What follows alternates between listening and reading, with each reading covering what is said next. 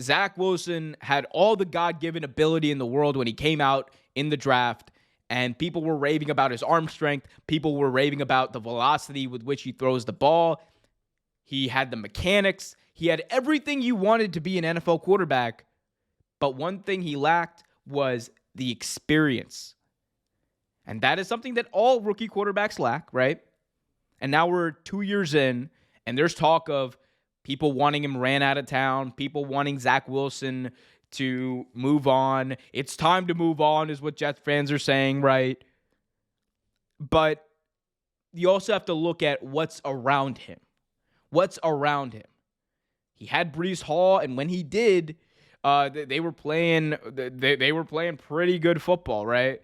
Breece Hall goes down with an injury, and it all starts to come apart. Then he gets benched. And then the Mike White experience happens. Joe Flacco's the quarterback. Zach Wilson comes in. Zach Wilson comes out. He doesn't play as well because his confidence isn't there.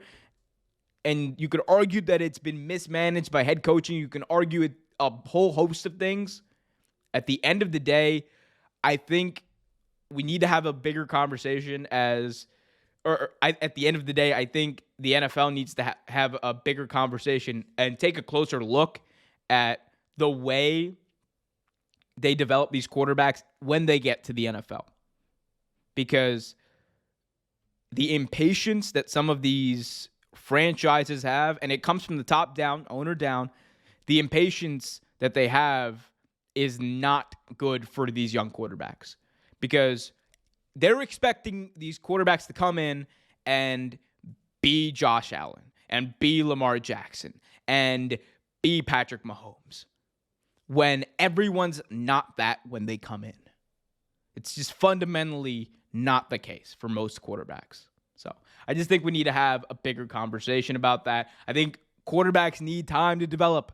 It's not a new concept. It's been something that we've seen. And look, there have been a bunch of guys who've done that.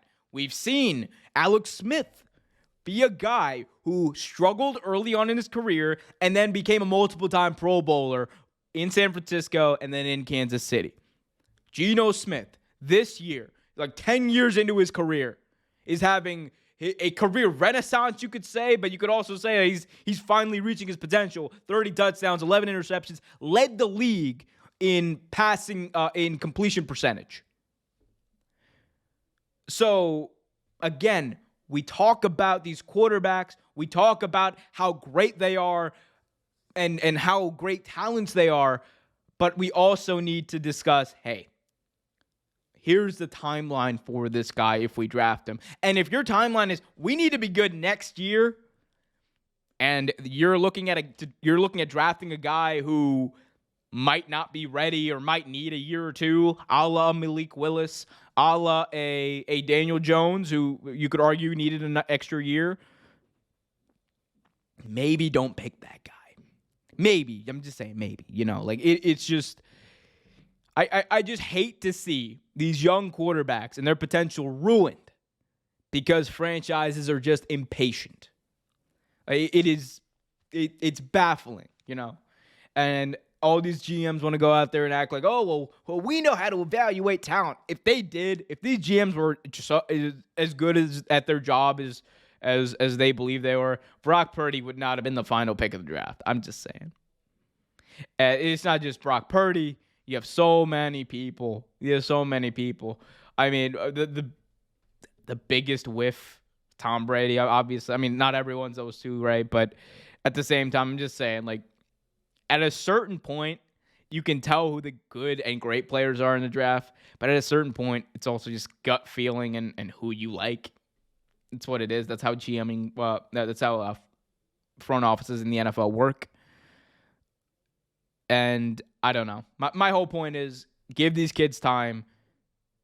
I think franchises need to invest in their quarterbacks a little bit more than they are. And I'm not talking about money-wise. I'm talking about time-wise. Because you can throw as much money as you want.